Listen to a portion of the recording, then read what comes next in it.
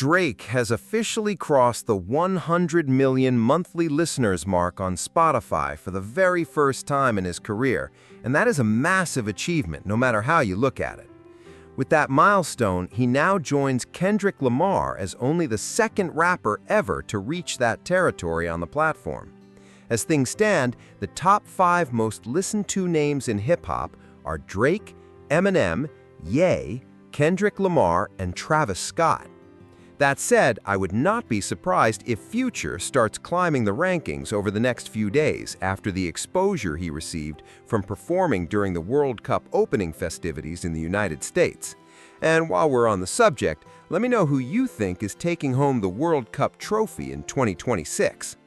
Now, getting back to the music conversation, the debate was already heating up before the J. Cole numbers even surfaced because Drake supporters immediately started celebrating. Their argument was that Drake reached the milestone without a Super Bowl boost, without being the centerpiece of a highly publicized 20 versus 1 situation, and without benefiting from a wave of negativity directed at an artist who was arguably bigger than him at the time. Some fans went even further and started claiming that Kendrick's streaming surge was fueled by artificial numbers. One comment flat out suggested that the jump had to be manipulated. Their reasoning was that going from around 110 million monthly listeners to under 70 million later on either pointed to inflated streams or listeners simply moving on after hearing the music. Personally, I do not buy into the bot theory. The reality is that the Super Bowl can dramatically increase visibility and streaming numbers for artists. On top of that, Kendrick was already on fire following the battle and the release of GNX. When you combine all of those factors together, the growth becomes much easier to understand. Then, just hours later, another streaming report dropped and poured even more gasoline on the discussion.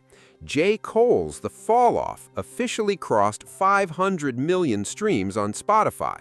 Almost immediately, that achievement sparked another round of arguments between Drake and Kendrick fans, but this time J. Cole became the target. The criticism online has been relentless. Some people are even saying J. Cole really fell off, which is wild considering the context. Others admit the album itself is solid, but argue that certain decisions he made have made it harder for them to fully support him. In my view, those interviews probably did more harm than good. What makes this situation even more surprising is that this kind of reception is not typical for J. Cole. Seeing an album go months without producing a track that clears 60 million streams is something many fans never expected. Of course, some of those reactions are exaggerated because the timeline is actually a little over 4 months rather than 6. Still, the larger point remains valid. This is simply not the standard people have come to expect from a J. Cole project. So let me ask you this, are you still listening to The Falloff? As for me, I thought it was a good album, just not an all-time great one. Then again, truly universal classic albums from mainstream artists have become increasingly rare in today's music landscape. Let me know where you stand on it. Meanwhile, Jessie Reyez recently opened up about what it was like working alongside Eminem and revealed an interesting skill she picked up simply by watching him during the filming of Good Guy. Eminem, and you got to like trade bars with him. It was like Nuts. I just got to know what that experience was like. Surreal. Yeah. Very surreal, and like a certified GOAT, a certified legend, and to be able to tie memories together full circle in real life with people you look up to is something that I'm very grateful for. And also he taught me, like, what I learned by just watching. Like, I've talked about this before, the day that we were shooting Goodfellas, I'm fried. The day that we were shooting Good Guy, I remember we would do some takes, and then he would come and he would sit by the monitor, and then he would watch all of them there, day of, and be like, okay, this one yes, this one no. He had an assistant next to him, and he was saying, this one yes, this one no, this one yes, this one no. For anyone that doesn't know, that's not the normal routine. Usually, you shoot, and then you get maybe, which I don't like this, but you get a cut after the fact, and like, I'm infamously known for not loving a first cut.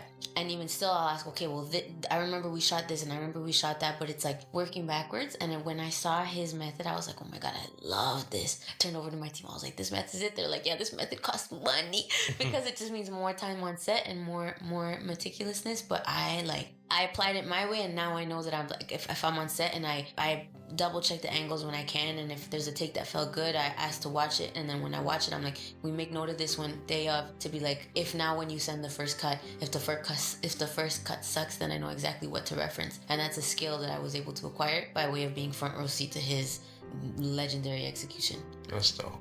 That's so dope. Definitely an expensive lesson to learn, but a valuable skill regardless. And honestly, I would not be surprised if Eminem developed that habit by spending years around industry legends like Dr. Dre, who had already built a legendary reputation long before Eminem ever entered the picture.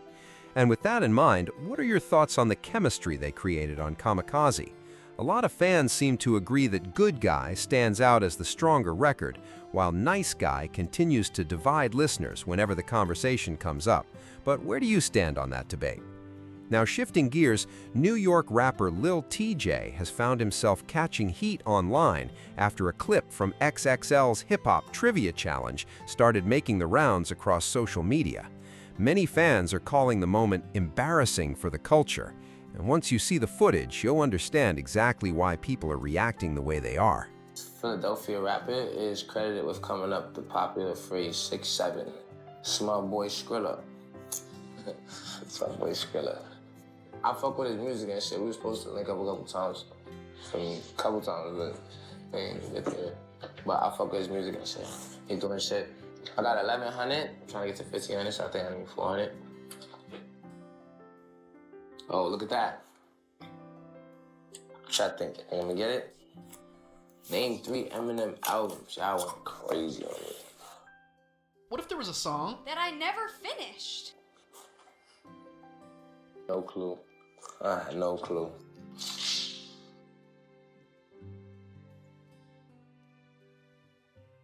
Nope, listening to albums as much. I kind of like went back to like a lot of them. And I just like little singles when I was younger. But yeah, it's not a challenge.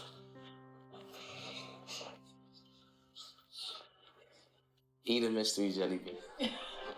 The clip immediately set social media on fire, and the reactions came from every corner of the hip-hop world. Some people even started clowning New York as a whole. One user joked that they should have asked him to name 3 albums from Jim Jones or Jules Santana instead. Others argued that New York fans only pay attention to their own scene. According to those critics, they dismiss artists from other regions and view hip-hop through a biased lens. And for many fans, the situation was genuinely hard to believe.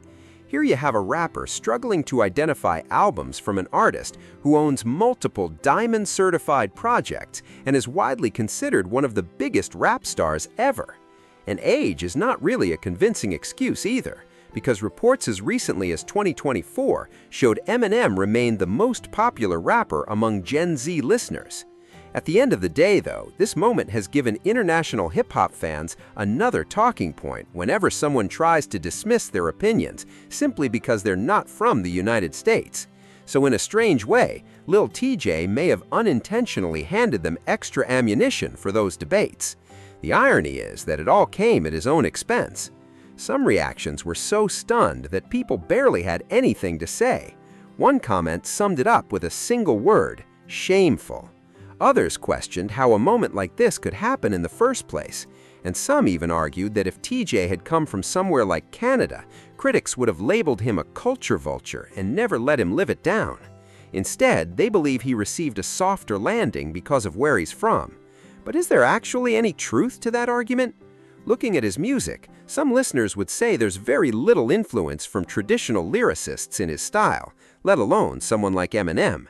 You could also argue that hip-hop has become so massive and fragmented that many artists are now operating in completely different lanes, despite technically being part of the same genre.